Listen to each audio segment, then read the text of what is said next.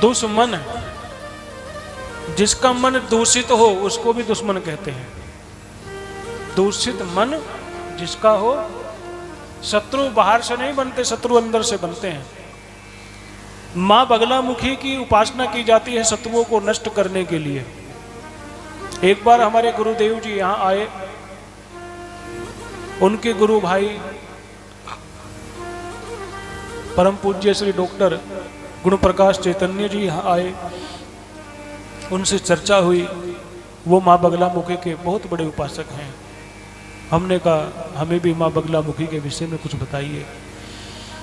तो उन्होंने बहुत सुंदर बात कही कि लोग शत्रु विनाश के लिए माँ बगलामुखी की उपासना करते हैं, लेकिन वो समझ नहीं पाते शत्रु कौन है। मां बगलामुखी का कार्य है शत्रुओं को सामने ला करके खड़ा कर देना।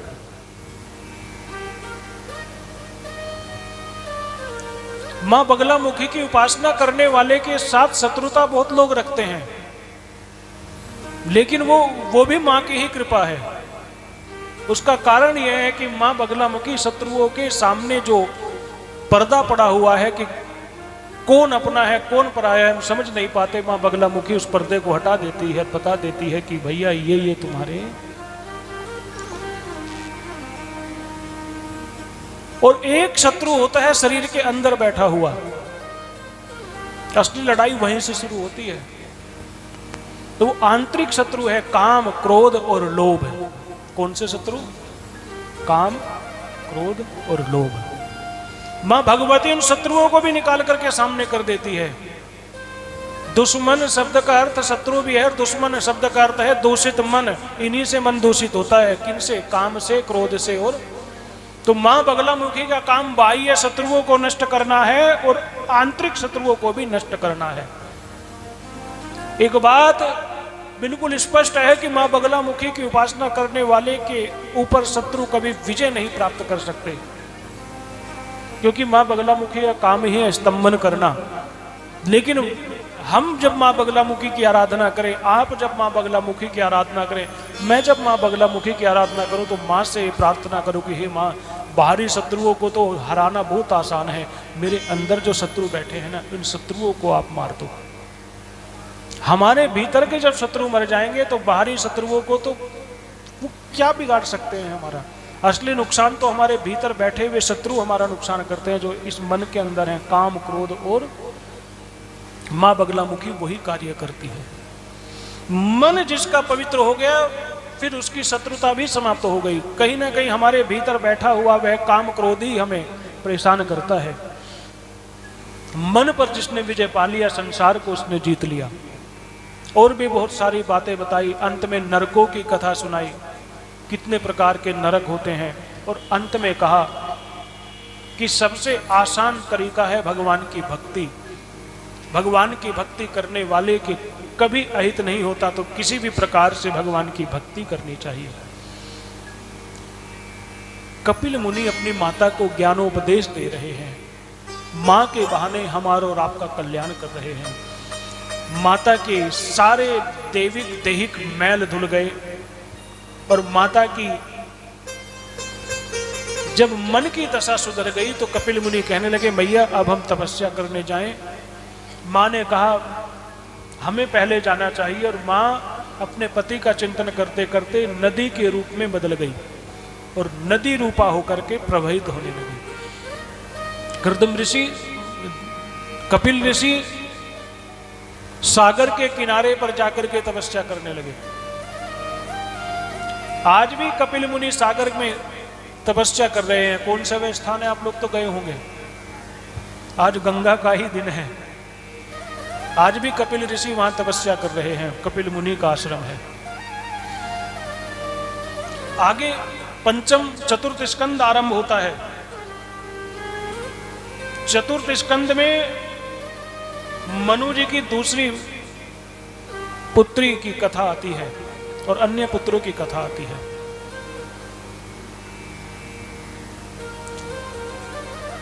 एक देवी है जिनका विवाह हुआ भगवान शिव के साथ, जिनका नाम है सती।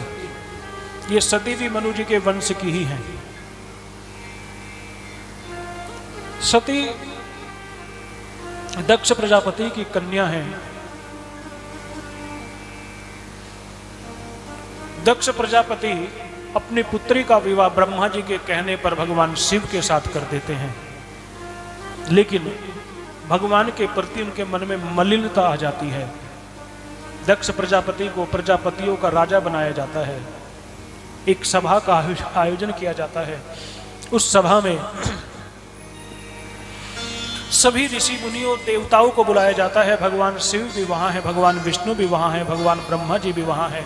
दक्ष सबसे अंत में वहां पहुंचते हैं और अंत में पहुंचने पर सभी खड़े होकर के दक्ष प्रजापति का सत्कार करते हैं, स्वागत करते हैं।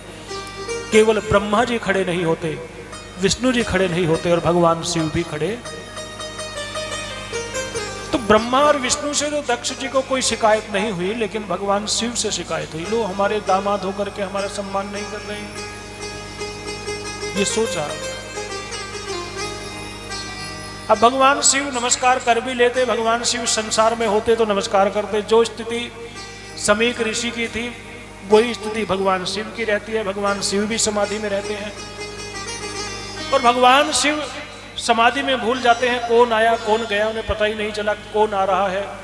भगवान शिव तो सबको मान देने वाले हैं, सबका सम्मान करने वाले हैं। हो जाता है कभी कभी हम किसी धुन में रहते हैं, अपने आसपास नहीं जान पाते कौन आया कौन गया। अच्छा, नमस्कार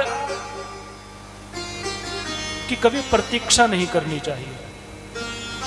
ये नहीं सोचना चाहिए कि अमुक व्यक्ति ही मुझे नमस्कार करेगा। नहीं, नमस्कार में प्रतीक्षा नहीं करनी चाहिए। जिससे प्रेम किया जाता है उसके नमस्कार की इंतजार नहीं की जाती, आगे बढ़कर के नमस्कार किया जाता है। खैर, दक्ष तो अहंकारवश सोचने लगे शिव ने मुझे प्रणाम नहीं किया और अनर्गल बोलने लगे। शिव का ध्यान तब भी नहीं गया, लेकिन भगवान शिव के गण हैं नंदी जी। सेवक स्वामी की निंदा सुन नहीं सकता। नंदी जी ने कहा बस बस बहुत बोल लिया, अब चुप हो जाओ, ज्यादा बोलना अच्छा नहीं होता। किसी को गुस्से में कोई बोल रहा हो और उसको कहे भाई तू चुप हो जा, तो वो क्या करेगा? वो चुप नहीं होगा, वो और जोर जोर से बोलने लगेगा। दक्ष ने कहा अरे तुम क्या समझो, समाज की बातें हम जानते हैं। और दक्ष ने नंदी जी को श्राप दे दिया।